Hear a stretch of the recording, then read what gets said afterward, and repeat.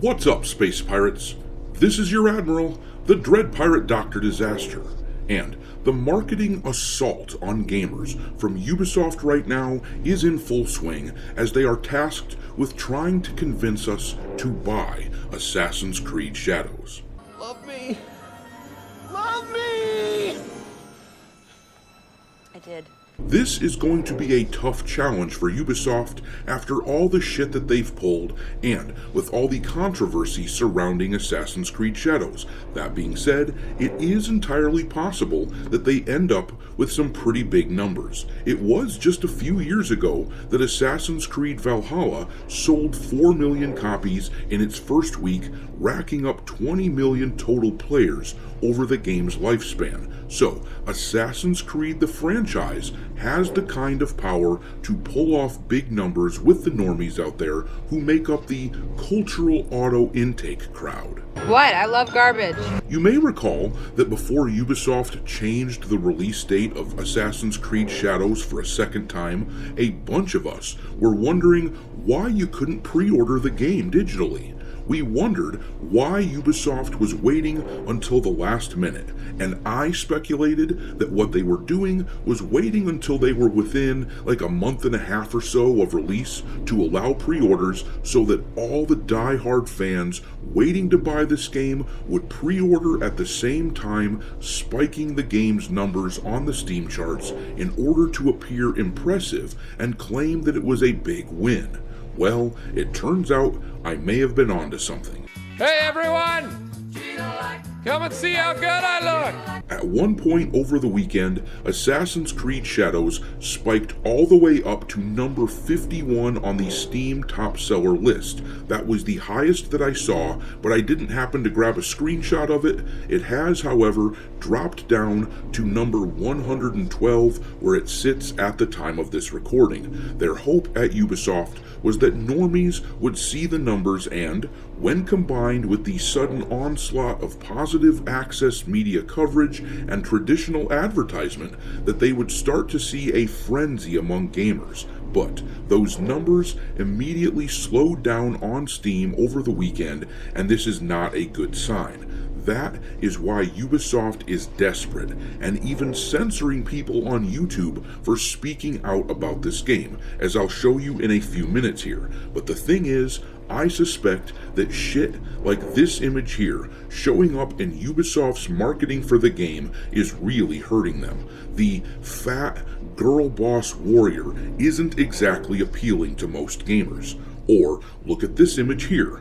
A lot of people are calling out the watermelons and cherry blossoms, which apparently they wouldn't exist in the same season of the year, and others are calling out the watermelons for even being there at all, calling it anachronistic. They don't think that watermelons would show up in Japan in the late 16th century, but worse than that, look at the weapon protruding through Yasuke's helmet. The marketing is hurting this game in many ways, showing that it's an ugly, woke, buggy mess that a lot of people are not going to drop $70 for. I'm not paying for those.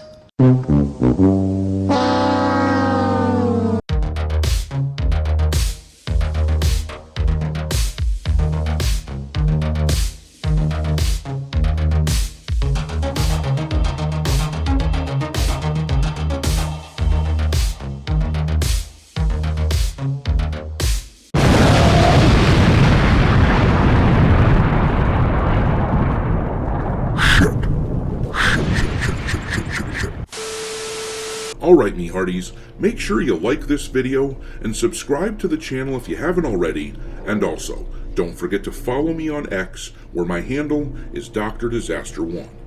But let's talk about Assassin's Creed Shadows and what we are seeing thus far with the game.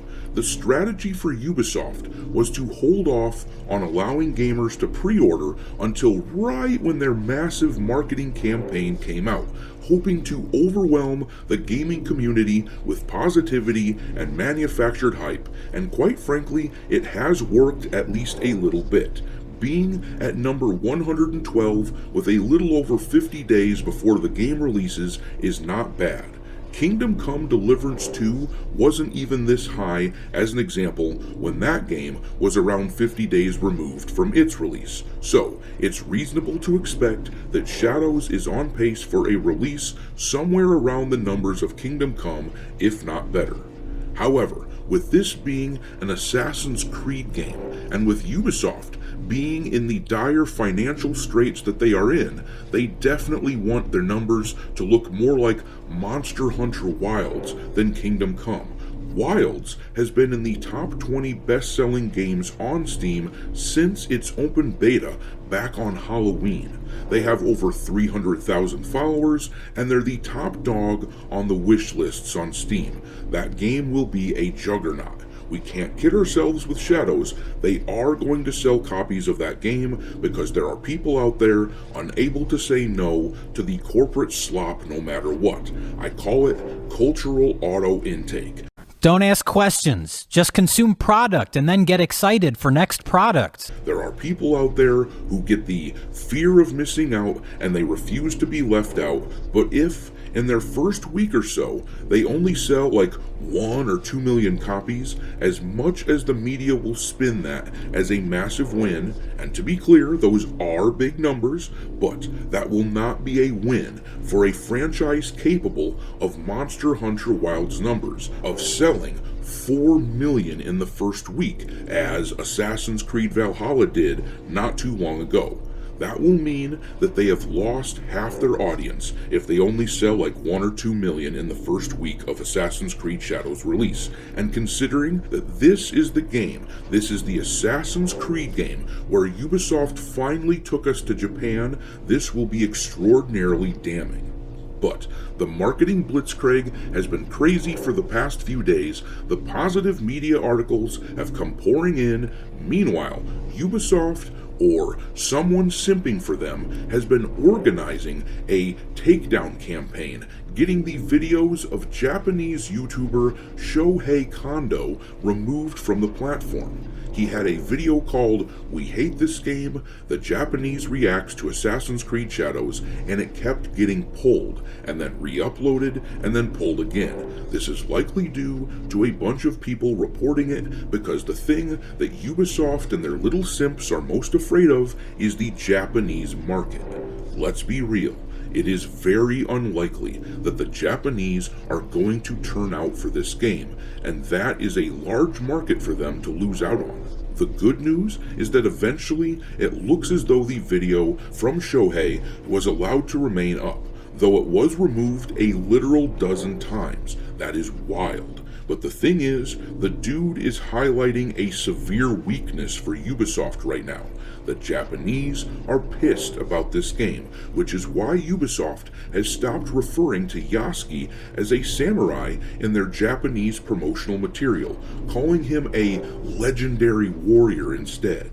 But actually, let's look at some of the comments from the Japanese so you can see what I mean. This X account here has done a nice job of listing a lot of these responses from Japanese gamers. It says, "Because of you," meaning Ubisoft, "some people overseas now believe that Yasuki, a black man, was a samurai who significantly impacted Japanese history. This has led to a harmful trend of black supremacists claiming that samurai originated from black people and that Japanese culture is essentially black. AI-generated images of black samurai are now being spread as if they were historical facts. This is a very serious offense."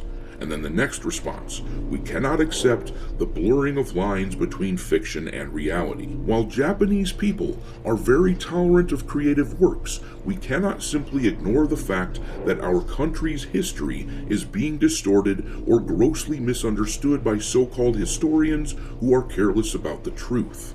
It is clear that Yasuki was not a samurai, but rather a retainer."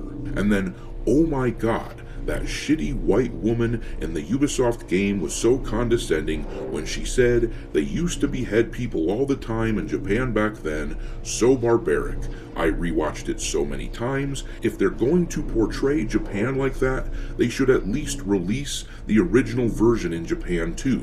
And of course, this person is talking about the fact that apparently the game's violence is being deeply censored in Japan. But then this person wrote, they told us that beheading was a daily occurrence in Japan, and now they're telling us we can't do it in the Japanese version. I distinctly remember players were able to slice through enemies in Tsushima, so changing legendary samurai to fearless warrior is the extent of your modifications. That's just doublespeak.